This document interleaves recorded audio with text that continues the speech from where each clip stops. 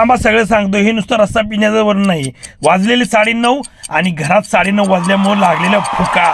मग आठवली बिर्याणी नव पलावा करण्यासाठी गेलो. पहिल्या दुकानात घेतल्या तांदूळ अर्धा किलो आणि मग आलो दही घ्यायला. दही घेतली आणि त्याला लागला म्हणजे चिकन. मग काय गेलो एवन चिकन, तिथं चिकन बायसेप घेऊनच होता.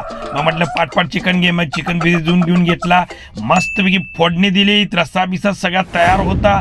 मसाले सगळे तयार होते. घरात गेलो पाट्ट करून चिकन असा मस्तपैकी धुवून घेतलं. तांदूळ भिजवून ठेवलं. असं इकडं चिकनला फोडणी दिली. रस्सा डाळ भाडाक आणि ड्राय कांदा तयार करून घेतला. तोपर्यंत इकडे चिकन शिजून तयार. मग काय केलं, पहिला ड्राय कांदा तयार करून ठेवला आणि ठेवलं त्या गॅसच्या कट्ट्यावर. मग तांदूळ त्यात मिसळ केलं आणि असं गडा हलवलं.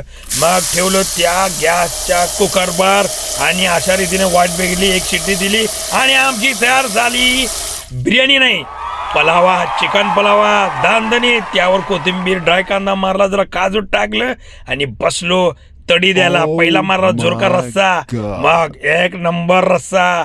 मग काय ठरलं, आता बिर्याणी गरम होती. पहिला थोडस राईस बाजूला काढला, चिकन बाजूला काढलं आणि पहिला घास मस्त वाटला.